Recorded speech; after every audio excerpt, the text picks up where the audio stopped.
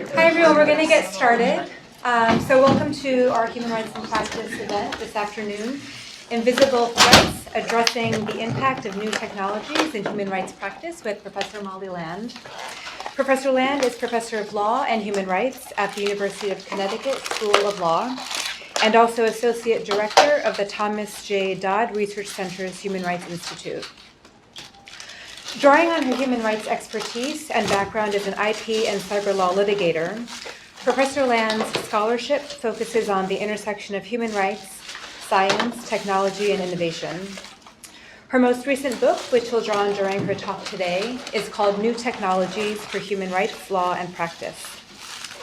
Professor Land's current research is focused on developing an interdisciplinary framework based on human rights law for responding to harmful online speech in ways that balance protection against the harms of speech with appropriate safeguards for freedom of expression and privacy.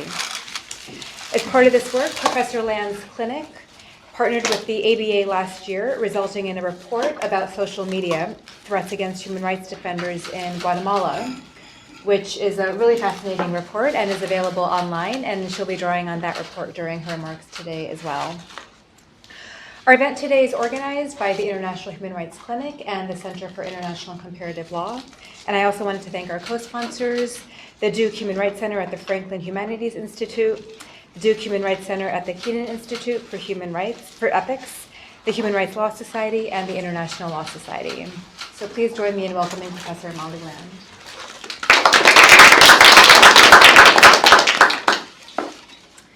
Thank you. Thank you, Aya, for the introduction and for the invitation to come give this talk.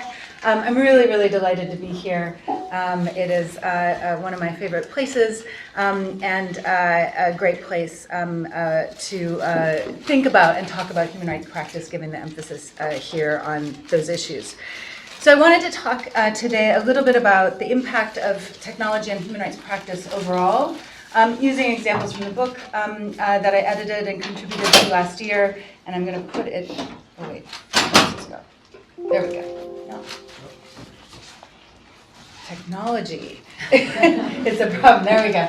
And I put it up in part because I really do want it to get as broad dissemination as possible. It is open source, so you don't have to buy it. It is all available for download and use online. So this book uses a series of case studies to think about how technology is changing and affecting human rights law and practice. I'm then going to use some examples from the case study of Guatemala that was mentioned to talk about how these kinds of factors are coming to bear on the practice of human rights in that context.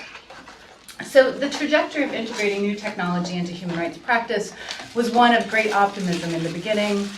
Witness, which is a leading organization helping communities use video to document human rights abuses, is among the leaders in this field. But the optimism was that perhaps tech would revolutionize human rights the way it had done so for other industries. Perhaps it could democratize human rights, eliminate the middleman, and allow for new forms of organizing without organizations.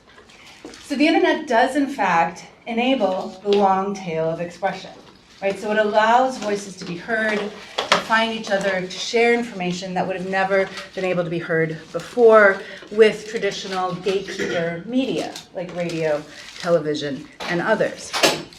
So new technologies allow people to get their messages out without needing that kind of a centralized organization. And it was hoped that this would allow activists to also organize more effectively and quickly, and to route around government oppression, the way the internet routes around blockages. So the leading examples, Occupy and the Arab Spring, are heralded, right, as emblematic of this new optimism, or the optimism that characterized this new age. And I've written, and at this time I was writing about the potential of human rights, of technology to democratize human rights, which would have a range of benefits, increasing the legitimacy of this work, increasing the extent to which people could engage in activism for their own rights, right, to participate rather than having to have international interlocutors represent their interests at the UN and in other fora. So over time, it became clear that these benefits were not necessarily panning out to the extent that the optimists had hoped. And many began to write about the limitations of technology to do what it had been believed to do, including Zeynep Tufekci in a book called Twitter and Tear Gas, wrote about, among other things, how the technology may have allowed organizations to move very quickly and to mobilize very quickly, but the organizations didn't have the time to mature that was needed to be able then to intervene effectively in policy disputes once they had established the basis for change and gotten a seat at the table. So it does not necessarily lead to sustained change over time. For that, we may need traditional old school techniques of social mobilization. So this is not to say that people began discarding this, but just realizing that they had to temper their optimism and realize that technology was not the silver bullet that it had initially seemed. The second area where technology really made inroads and impacts on human rights practice was in the context of documentation, right? New techniques, new methods being employed. This, for example, is a still photo of what is actually a full reconstruction of a battle, of a bombing by Israeli forces of a city called Rafah in the 2014 Gaza war. An organization called Forensic Architecture used user-generated social media, images, photographs, videos posted to social media, compiled it, used very high-tech techniques to synthesize it, and then use that to recreate, and forensic techniques, including, for example, analyzing the trajectory of smoke plumes based on wind conditions and environmental conditions on those days, to really recreate the battle and establish both the impact of the bombing and the extent of the harm. So this was overlaid, and they applied computer modeling to reconstruct and provide essential evidence necessary for the accountability work in that context. Another example, this is a photograph of Mahmoud al-Wafali, an individual who's been indicted, and there's an arrest warrant that's been issued by the ICC. User-generated content is being used to support cases like this.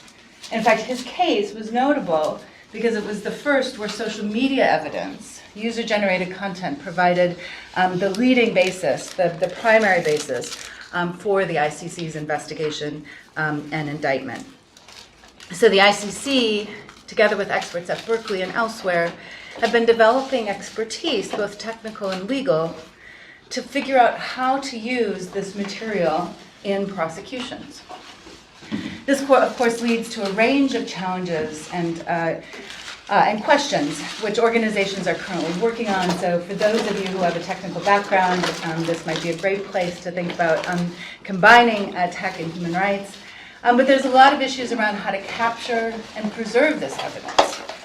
There's a lot of discussions with platforms because they, in many instances, are also rapidly taking down this content because it's graphic, right? Much of it is graphic and violates their terms of service. So what do you do with atrocity video? How do you capture it? And then once you have it, how do you analyze it? So colleagues of mine at Carnegie Mellon are using AI to try to more systematically and without human review sort through atrocity video to identify tanks, weapons, ammunition, right? Even uniforms. So once they can pull these things out with AI, you can more easily then apply human review to try to identify what could be useful atrocity video.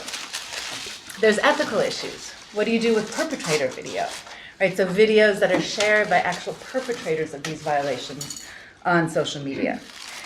How do you introduce it in court and explain its relevance to judges? How do you preserve the chain of custody? And actually there's a range of apps now that you can download to your phone, put out by organizations. The International Bar Association, for example, has one that allow you to capture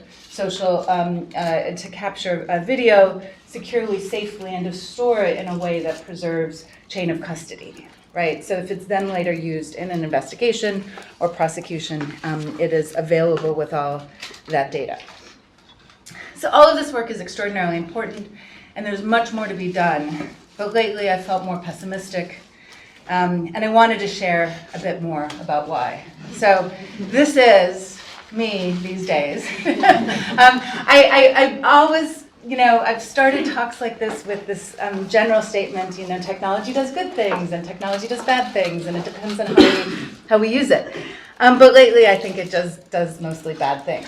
So I was looking for a transition slide, and this was the one that seemed to express most how I was feeling last night, not because of the lovely dinner. But I wanted to talk about some of the specific risks that technology poses, right, throughout these human rights issues, right? And they actually come from a case study done on water meters by a colleague of mine named Leah Shaver. She wrote this case study. It's available in the book. Take a look at it. I think it's really, really terrific.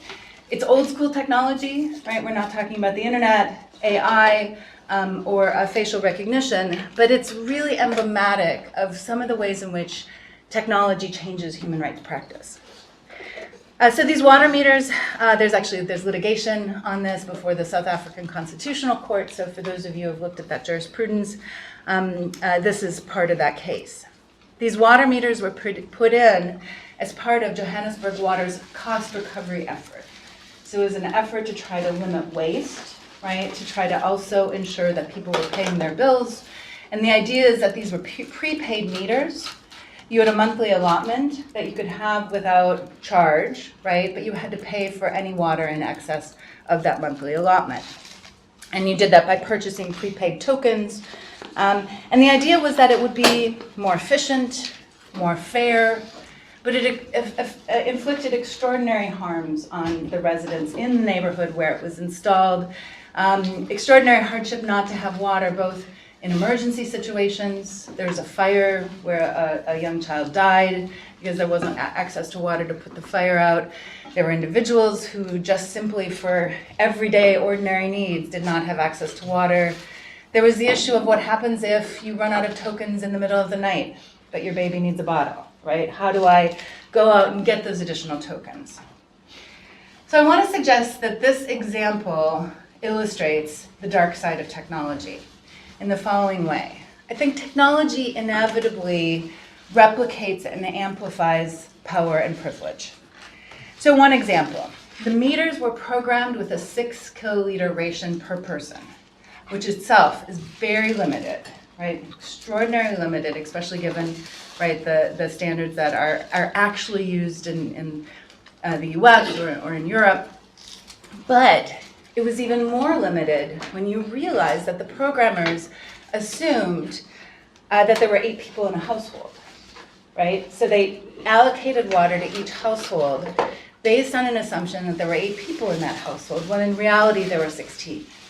And that is something that the programmers may not even have realized they were doing, because the neighborhoods that they came from did not have such a high concentration, maybe did not have multiple families living in the homes. It wasn't even an intentional desire to try to cut the water ration in half, but the outcome of the decisions made by those who were putting the technology into place was that the water was extraordinarily limited, even more than they had believed.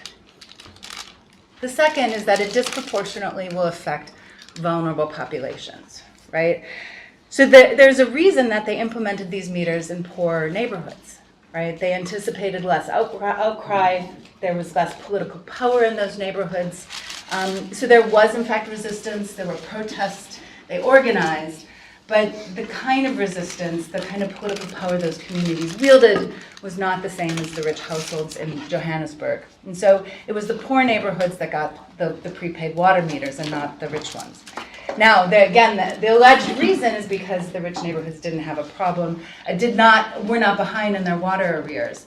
But again, the introduction of the technology was put in a place where the individuals affected were least likely to be able to both withstand the harms that it inflicted and to challenge the technology's introduction. And the third is that it undermines accountability quite fundamentally in a couple of ways. First, technology obscures who's doing what. It makes agency invisible It naturalizes activity as if it were the technology doing the restricting, rather than the people who put the technology in place. So it's the water meter that cut off the technology, right? Rather than a decision, an intentional decision by a government agency to put in place this technology that had that impact. And it also undermines accountability because of the influence and involvement of private actors. So increasingly, you see this extraordinary intertwining of public and private action around places where the private actors have developed the technology, right? Often it's proprietary, right? And this is being used by public, sorry, did I say private, public? You have private companies developing the technology, and it's being used by public actors to achieve a range of objectives. That introduction of private action complicates the issue when you're dealing with a body of law that by and large applies to state actors. So what do we do when it's the private company that has violated rights? Now, human rights has developed a set of responses. We can talk about those responses. But technology is a place where this is a very acute problem because the technology is usually developed and implemented by private actors.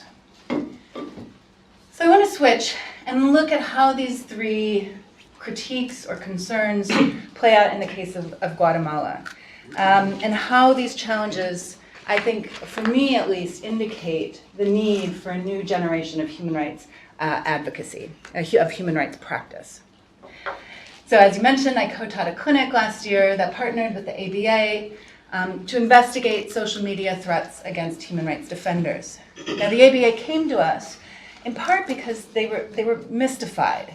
They were talking to their partners, human rights activists and defenders around the world, and the thing that the advocates and activists always wanted to talk about was social media. And they kept coming back to this topic and saying, no, what we really need help with is social media, right? And not, arrests. Clearly arrests. I don't want to say that, right? But in addition to the panoply of things that activists have always been concerned with, there was this new threat that the ABA was extraordinarily surprised to find so dominant and so prominent in the concerns of the defenders they were working with. So they wanted to understand its impact on civil society, on human rights defense, and we chose together with them Guatemala for a number of reasons, including high levels of violence against human rights defenders. Excuse me. In just 4 weeks last summer, in the wake of a very widespread backlash against a UN-led commission, CICIG, that was investigating corruption there, 7 defenders were killed in the space of 4 weeks. Right, so there are, and these are mostly the violence in particular is against indigenous defenders, indigenous activists, but it is risky to be a human rights defender in Guatemala, as in many places around the world. So the other technique that's being used to target and intimidate defenders in Guatemala is criminalization, denuncios, criminal complaints that are brought against activists, which have to then be investigated by the Attorney General. So we wanted to look at what's the role of social media in instigating or supporting or providing a narrative for these kinds of attacks. And I wanted to give us, this is a post, actually just from about a month ago, posted by someone named Yes Master, operating under the tag Lord Vader. We can actually talk about Yes Master. I know way more about that account than I would like to. The translation of this is, the ice cream cart manages to infiltrate the civil wedding party, the wedding, of Thelma Aldana's daughter, and then they refer to Thelma Aldana as the chief of the criminal structure who defrauded the public prosecutor for several tens of millions of quetzales, which is the currency there. Return the guards and the vans. So, devuelve los garuras y las camionetas. This seems to an outsider, well, let me actually walk through a couple of ways in which this, I think, exemplifies the new generation of attacks on human rights defenders. So the first thing I'll point out is that it's corrosive. It's not a direct threat, right? But it's corrosive of the legitimacy of Salma Aldana, who is the former Attorney General, a leading campaigner against corruption. Among other things, she was the prosecutor of Otto Perez Molina for corruption and fraud. She was really leading the charge to reform rule of law in Guatemala. And she has been subject to a very pervasive and corrosive campaign of harassment. That is exemplified by the claim that she's chief of the criminal structure of this criminal enterprise, that she defrauded the state of Guatemala, that she's involved in illegal activities, right? So on social media, the narrative around Salma Aldana and others is this constant claiming of criminal activity, illicit activity. They're thieves, they're influenced by foreigners, they're living off the state, and they're criminals. Now, that kind of talk in some places is just talk, right?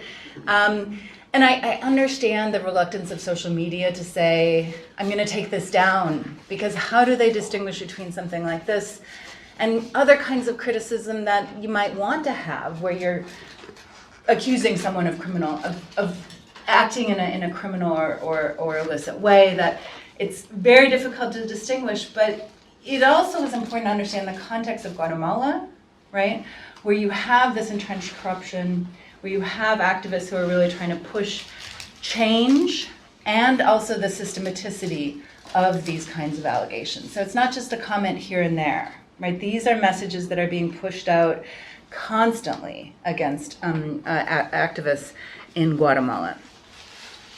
So this stuff, this claim of, she's the boss of the criminal structure who's defrauded the public, it falls below any of the regulations that Facebook or here Twitter has about their platform.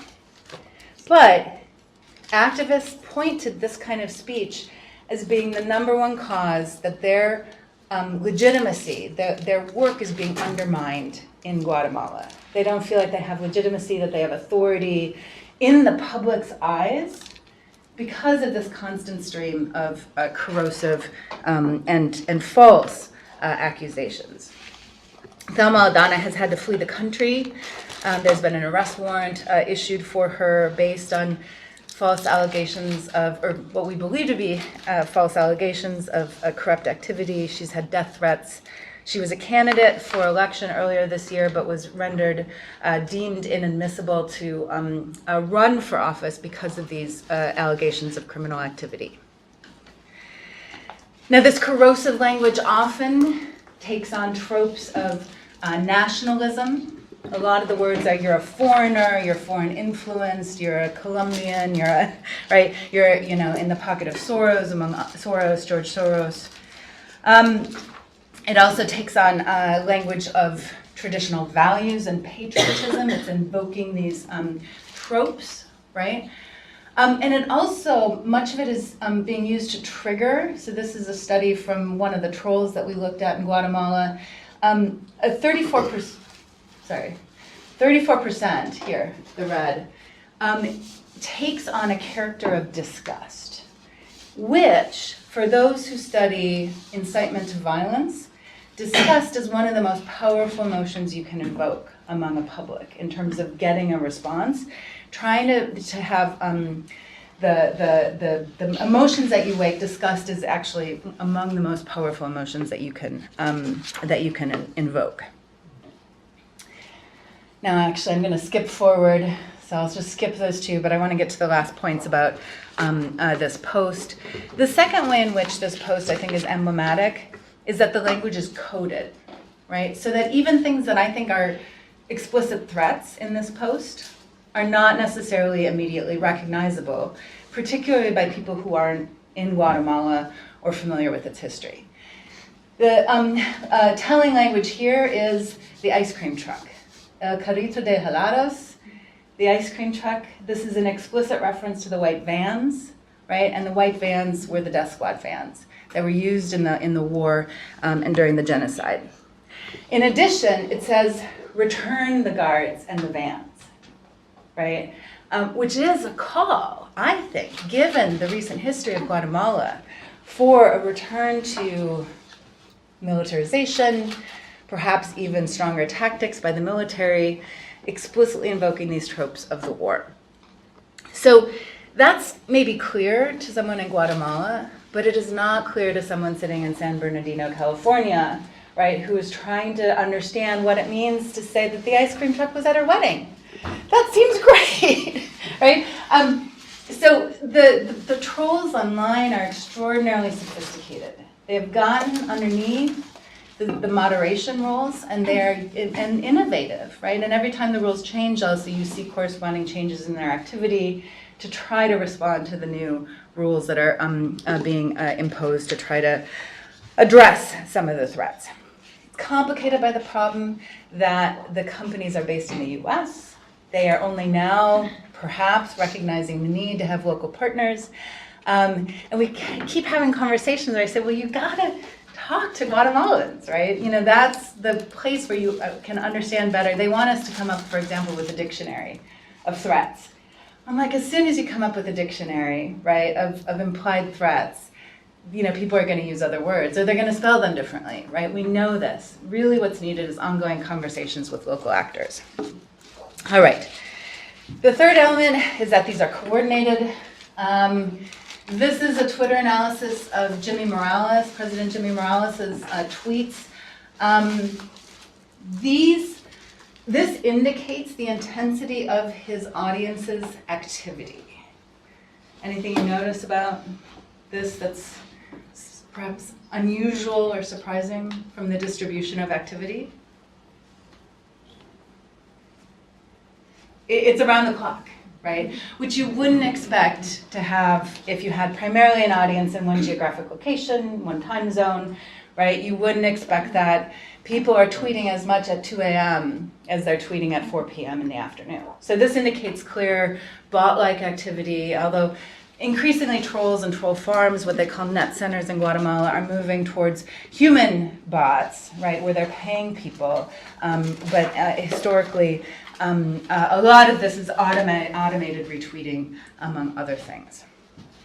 All right, the last thing I'll say is there's also a threat of surveillance here. I included this picture. This is the picture that is put up with the tweet, right? And actually, I have yet to verify whether it really is Thelma Aldana's daughter. I think it is, but it's emblematic that one of the ways in which the government is using social media to target human rights activists is by taking pictures of them, or let me back up. What the activists see is that pictures of them appear on social media all the time. And it's pictures of them doing ordinary things, having coffee, coming out of a building.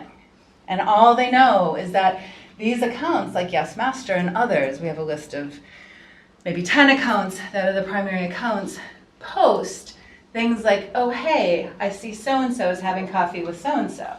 Or look who's just coming out of the ex-embassy, right? Again, clearly sending the message that people are being surveilled, we're watching you, including family members, right? So here, assuming this is Thelma Aldana's daughter, the message that's being sent is, we're at your daughter's wedding, right? We can get close to you, and we're following you. So this is the new frontier, pervasive and total surveillance. Guatemala is not as advanced in this as other places. China, among others, is extraordinarily advanced with the idea of pervasive and total surveillance. But it is not only a way to control activists, because you can intervene then with offline things like arrest at appropriate, at moments when the state wants to intervene, but it also has a very chilling effect on activists who are afraid of where they would be able to meet because of cameras, among other things. All right. So I want to make sure to not go too much over my time. I just wanted to say pervasive and total surveillance is a huge issue. And again, this is another one of the coming things that human rights will have to grapple with. We have cameras everywhere, right? We have facial recognition technology being paired with those cameras to make sense of the faces that are being recorded. Pegasus, has anybody heard of Pegasus? This is Israeli spyware that once it gets on your phone, they're the government, and it's being used by government. So this is a report by Citizen Lab from last year. Then at least 6 countries with a history of abusing spyware to target civil society were known to have the Pegasus software. It does everything on your phone. It has all of your data.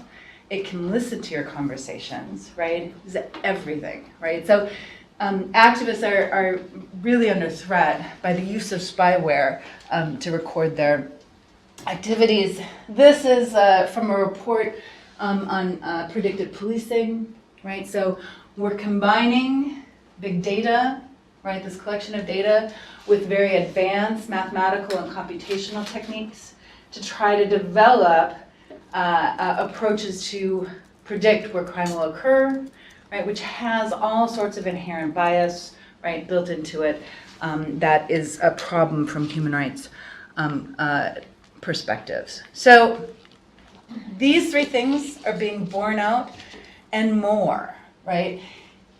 It is replicating and amplifying power and privilege. So we thought that social media was going to help us revolutionize human rights activism, mobilization.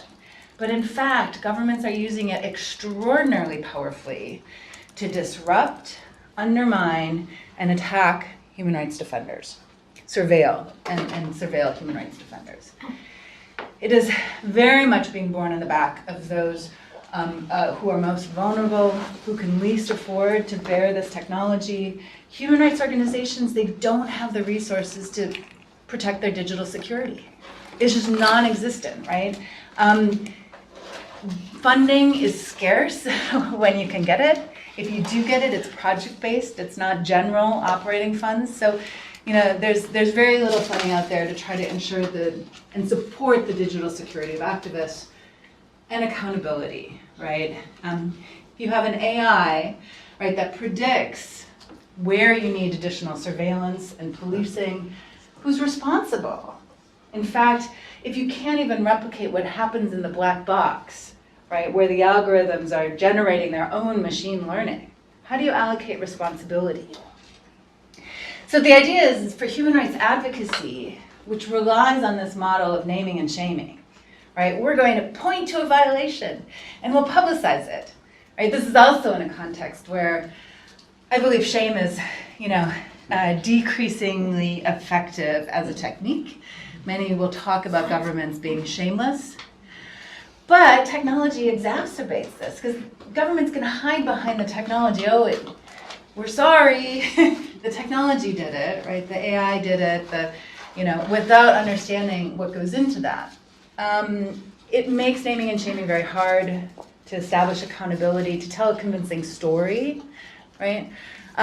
Much less that these are areas where you need a lot of technical expertise to keep up. So I think we need new tools, right? So next generation human rights advocacy. I think we need new tools. Sorry, let me get to my last slide.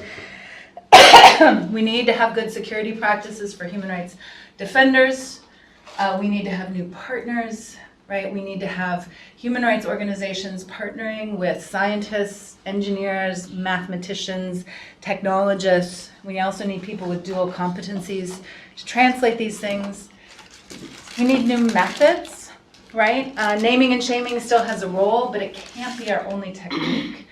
We need to focus on grassroots organizing, storytelling, building relationships that can contribute to reputation, even in an era of disinformation.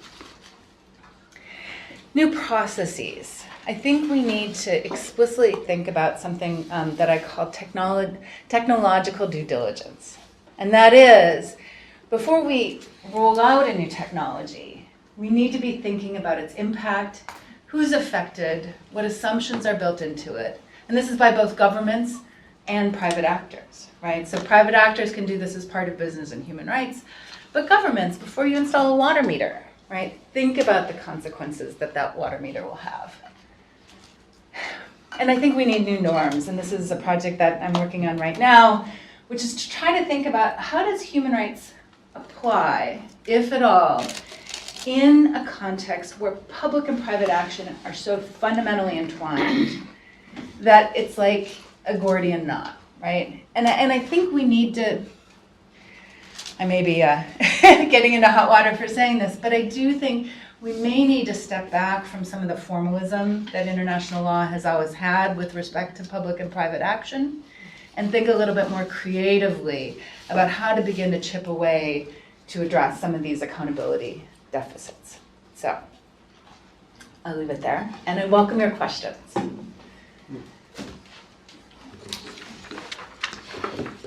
Yeah.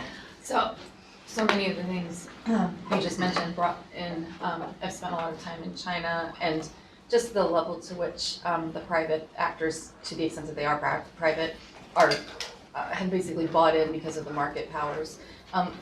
Is there any hope for that particular situation? Or, I mean, we've got a huge infrastructure built already specifically to spy on individuals and keep track of everyone's movements. And it's almost built into culture now. What can possibly be done about China? Yeah, and I have to say I'm not a China expert too, and so I always I'm somewhat cautious in talking about, right, because there's complexity there that I don't even realize, I'm sure. But so I think that thinking about what it is that's changed by technology and incorporating that into our analysis is a really essential first step, and I don't think that kind of analysis can be done without participation. So one of the things that people have been saying to me about China is that some of the things that are being introduced, and part of the reason why they may be getting some uptake and support among the public, is because they are also filling important needs that people have, right? So reputation, right? And trust are important things for us to be able to have in society, because it means we can get loans, it means that we can rent houses, it means that we can have good business relationships. Some of the rating systems, for example, that China is using, they also serve a very insidious function, right? And give the government a lot of power, but at the same time, they're offering people who may not have had a basis to establish trust with merchants, with vendors, with lenders, a way to demonstrate their reliability and the fact that they can, they're worthy of confidence. So I mean, I think, rather than condemning the technology wholesale, right, there should be a conversation, right, about what it's doing, what it's changing, and to realize that there are these embedded things that may enable a technology to get more uptake than it would otherwise have. So I would love to see companies be in conversation about what it means to do business in China, right? Oftentimes, let me just say one other thing. There's often a sense that, well, if we're going to do business in China, it's better because if we don't do it, the Chinese company will, and they're going to be much worse anyway. I think that's okay, but I don't think that's the end of the conversation. I think that there still needs to be an ongoing analysis together as much as you can with affected constituencies of what the technology is doing. So technological due process, I think, would be one of the ways that you might begin to tackle those issues. Thank you. Yeah. I actually had another technological due process question. So I know in the wake of the 2016 election and a lot of other things that have been going on in the world of social media and politics being increasingly intertwined, there have been a lot of calls for platforms like Facebook and Twitter and such to crack down more on hate speech and on fake news and all these things. And from kind of a historical perspective, typically when there is that kind of censorship, it tends not to actually impact necessarily the groups that you're trying to target, but just other marginalized people who are expressing opposition to certain policies. So I was wondering how, where you stand on in that kind of delicate hairy balance. So I have, it's almost like I have too many thoughts to be able to organize them, but let me see if I can tackle a couple of them. So first of all, this idea that there could be backlash is an extraordinarily important one, right? So we have historically seen that when you try to ratchet up speech restrictions, at least in the US, and I'm most familiar with that context, when you try to ratchet up speech restrictions, oftentimes in order to try to achieve some legitimate purpose you're really worried about, it ends up getting used against the very people who are challenging the status quo because the status quo is wrong, right? Who are saying things that are then characterized as defamatory or problematic. And I think you see this in the US right now, in particular also with like the weaponization of free speech, right? So the dynamics of power are being lost completely, I think, in the discussion. So I would love to see more of a return to, yes, we need to protect. We'll see, let me pair this with something. Yes, we need to address hate speech, but we need to be careful because we want to ensure that it doesn't operate to the detriment of groups that are trying to challenge the status quo.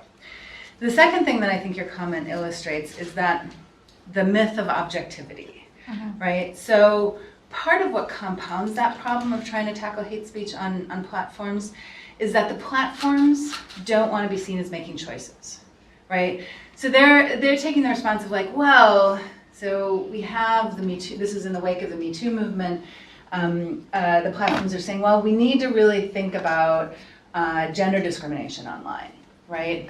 But they want to define gender discrimination as any content that targets someone on the basis of their gender, regardless of power dynamics. That means you can't say women suck, but you can't say men suck, but it means you also can't say women suck, right? Sorry, I said that wrong. They're saying we don't want to allow people to say women suck, but that means we also have to prevent people from saying men suck. So there's this myth of objectivity that the platforms take that I think, again, obscures the power dynamic. So I think one step would be to realize that groups that are speaking from a marginalized position may need to have spaces where they can say things that would otherwise violate terms of service. The third thing that I would say, so you were talking about, sorry, say again. I don't know if I got to all of your comment. I think the only other thing was just fake news, and I think that sometimes in the crackdown on things that are not sourced from necessarily reliable websites, you then end up getting a lot of these citizen activists who have written blogs caught up in that, unfortunately, who are then requested, to take things down for, putting stuff on the internet that may or may not be true, but isn't necessarily validated by like CNN. Yeah. So the other thing that I want to sort of push a little bit more on is that the platforms should try to think about devolving some of the control that they're trying to maintain. So right now, they've just got massive platforms. And if you think about something like fake news, it's really hard to say that they should really be in a position of deciding, is this true or false, right? And in fact, I don't know if I want them deciding if this is true or false. So one of the things that I'd love them to think a little bit more about is not, right, sort of let's come up with a global solution, but how do we have solutions that are more context specific? How do we have solutions that are more disaggregated, where they may allow the rules to be set by individual communities within their platforms so that they avoid having to have a one-size-fits-all? Right now, it's just on scale, it's impossible for them to sort of fix these problems on a widespread basis. And so I think, but they're reluctant to let go of control, right? So that would be thank you, because that was the third thing I was trying to think of, and that reminded me. Yes, and then Larry, thank you. Yeah. Hi, this is kind of a tactical question, but have you seen the use yet of doctored video or deep fakes to elicit sort of disgust by literally putting outrageous words in human rights activists' mouths and then spreading them virally? Yeah, I actually was I got carried away with my presentation because there's so much to talk about, but I put in, I don't know how many of you had seen this doctored video of President Obama. Do you mind if I'll just play a little bit of it, if that's okay? This is a deep fake. We're entering an era in which our enemies can make it look like anyone is saying anything at any point in time, even if they would never say those things. So, for instance, they could have me say things like, Killmonger was right, or Ben Carson is in the sunken place, or, how about this, simply, President Trump is a total and complete dipshit. Now, you see, I would never say these things. at least not in a public address, but someone else would. Someone like Jordan Peele. So this This is a dangerous time. Yeah, so this is, let me just Moving forward, pause it. He didn't say those things, clearly, right? So, but this is what people are pointing to as the new era of deep fakes, where you can make it look like anybody is saying anything. And imagine, right, again, traditional methods of human rights advocacy are based on being able to say things and be believed. And if you have an information ecosystem where there is no truth anymore, right, it's very hard to operate. So I haven't seen examples, but I think that they are not far on the horizon. Right now, you have a lot of propaganda out there that is used in specific instances to trigger those kinds of feelings of disgust, right, or revulsion. But I haven't seen it specifically in the context of deepfakes, but I don't think it's far off. Now, what do you do about that as a human rights advocate? First, you need to be trained to try to figure out how to recognize a deepfake, right? Or how to do even something as simple as doing a reverse image search. If somebody says, hey, look, this is a picture of the Syrian war, right? There are very easy techniques to try to figure out if that picture has appeared on the internet before. So we need a basic technological literacy. We also need to be able to work with experts to try to distinguish. And then I think we need to think about more relationship-based advocacy, right, that's rooted in a community. So I think less of the Human Rights Watch, we're going to put out a report, and more of advocacy that's based on relationships within a local community, where you have a much better time of being able to establish things like trust and reputation to be able to overcome disinformation that's coming at you. So Molly, I want to come back to your point about context specificity, and I'm sort of, it's as much a comment as a question, but as you were talking, I was thinking about the different ways in which technology is interacting with the kinds of civil society movements that we're seeing around the world. So China's at one extreme, right, where everything almost is surveilled, or certainly is if you're, if you're Uyghur and living in Western China. All the way at the other end to essentially sort of failed states, where you don't have anyone really in control. And I guess Guatemala is kind of somewhere toward that end, but not complete, obviously not completely. On the other hand, you have this tremendous increase, it seems to me, although it may just be my perception, of groups taking to the street effectively. So in Chile, right, in Bolivia, where Evo Morales is gone now, in Hong Kong, where I think that things are going to come to a head and potentially get very ugly. But social media has been important in allowing that kind of activity. I didn't see that mentioned in your talk. That said, of course, there's so many things you could talk about. So that's not a criticism, really. But I guess the question is, are there ways in which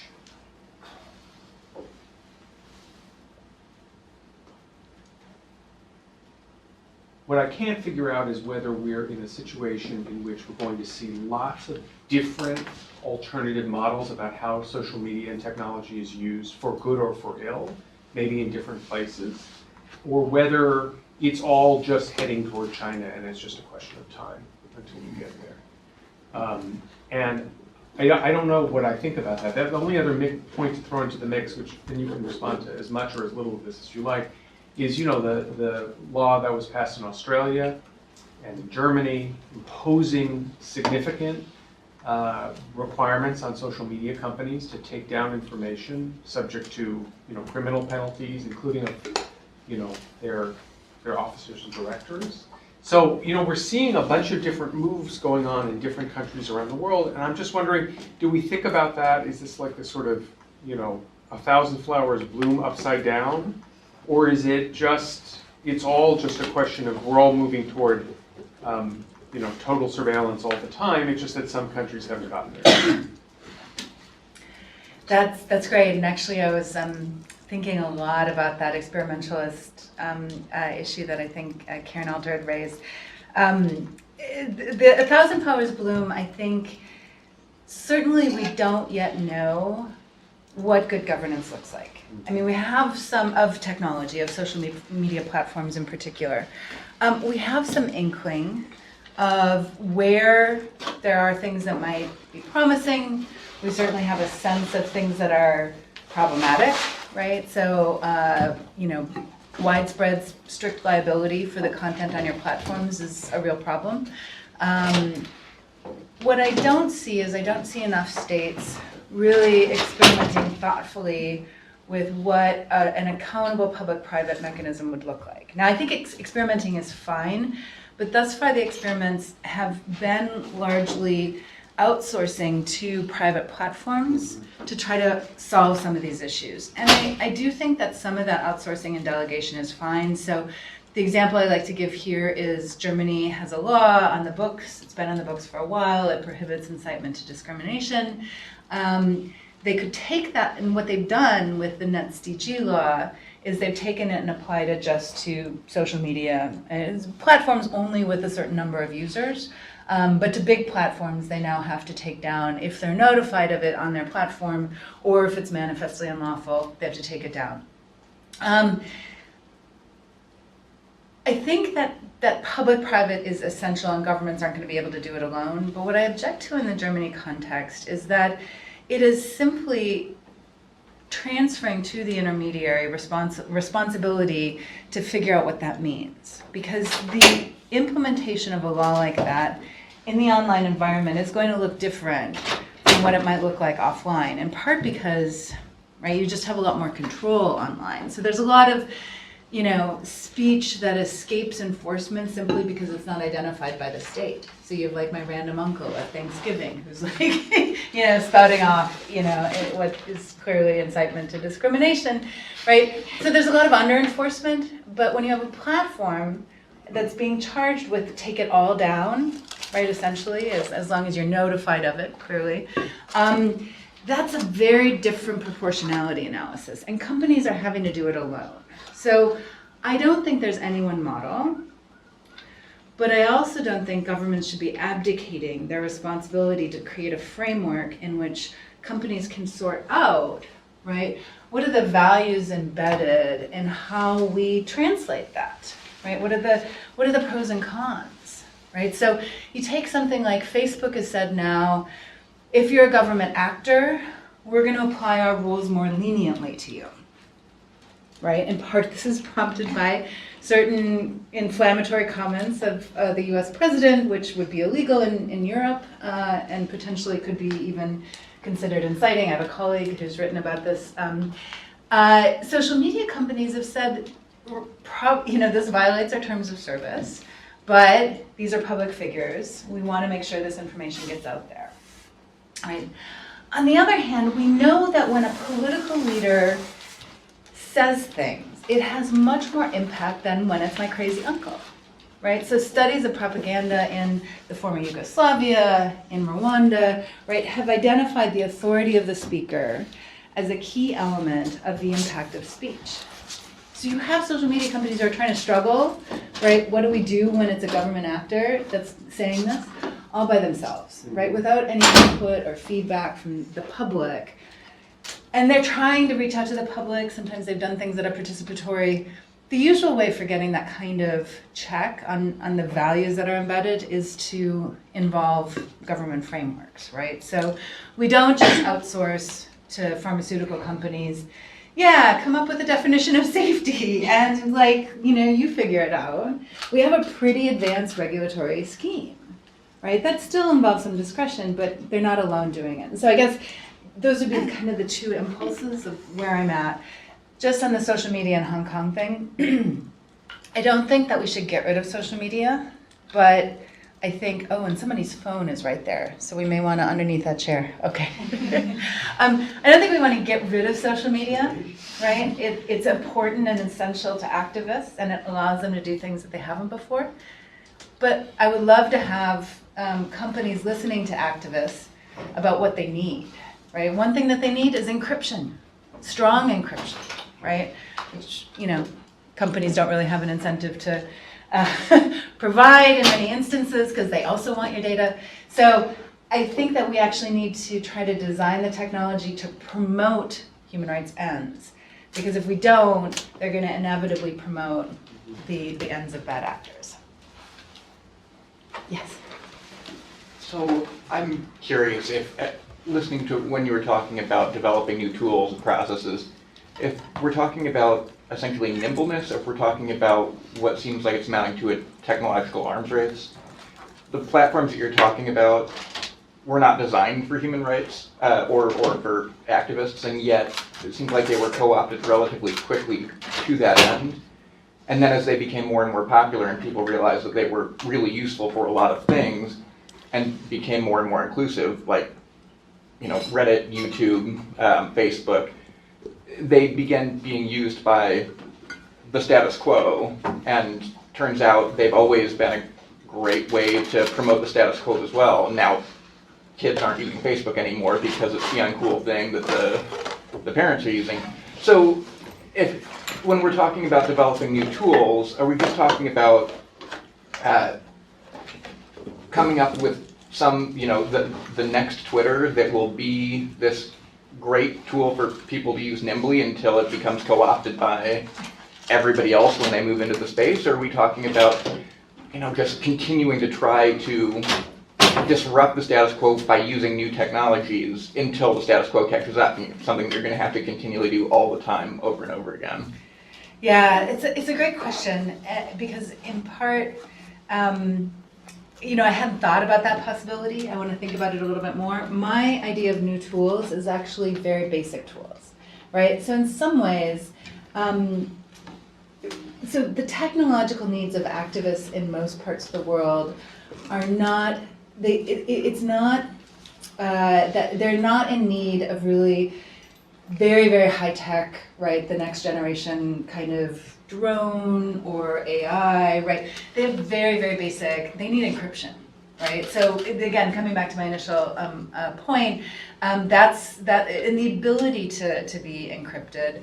The UN, we were talking about this yesterday, the UN does not have the ability to receive an encrypted email. Right, and so if you're talking, and that's, again, still a limited budget. They have the budget of the New York City police force, so they have to struggle. But if you're talking about basic infrastructure needs to ensure digital security, right, you're not going to be able to withstand Pegasus, but at the very least, right, you can get out, the basics of encryption and some knowledge about. Basic digital safety and security online. I think that's the kind of need or tools that I'm thinking about. Less attention has been posed to some of those basic informational or technological needs of activists around the world. On the technological arms race, I think that's going to happen. This is just sort of off the cuff. I think it's going to happen anyway, and people will inevitably migrate. And you are going to see dual-use technology. So whatever the next thing is, it's going to be used by some people for human rights advocacy. And way back, 2 decades ago, maybe 15 years ago, you had organizations that were trying to develop let's have a different platform just for human rights video. But you know what? People didn't go to that other platform. They went to the platform where they already were, which is YouTube, right? And they uploaded the video there. So you're not ever going to create sort of a separate stream, right, which if you could, it'd be nice. You could ensure that it's encrypted, that it's safe, that we save some metadata. But people are always going to use the tools that are there and in their hands, and so you kind of have to go with that as the basis. Just as a marginal point, though, the fact that people are using these popular tools for human rights advocacy actually is a benefit. It's what Ethan Zuckerman calls the QCAT theory of digital activism, which is basically. You could, if you had just a separate stream for human rights video, the government could easily block it. But the fact that it's not a separate stream, that it's integrated into Facebook, right? The governments are in a position of we have to either shut it all down or, right, shut it, or just live with it. And so, in fact, you slip a lot more in than might otherwise be subject to censorship. Yeah. In the context of Guatemala, for the tweeting by Lord Vader, is that government actors or is it non-state actors, or do they kind of just intermix there? That is the $1 million question, actually, and it's not one that we've been able to figure out. In Guatemala, it's particularly challenging because the state is actually so weak and so captured. I think it's probably, we've called them in the report state-aligned actors because they appear to be actors that are pursuing the interests of the state, right, more broadly, or of economic elites, but it's unclear their actual status. So again, this is part of the public-private dynamic that's really difficult to tease out, and we don't yet. I mean, I think that there are some who are working on these kinds of questions. We don't have the actual concrete evidence from like the net centers and who's doing the payment and that sort of thing. I think it seems likely to me that in actors who are government actors, who are politicians and others, are among those who are using net centers, troll farms, to put out propaganda and messages, but it's just not something that we've been able to crack open yet. That brings us to our time, so thank you again so much, Professor Land, for joining us. Thank you.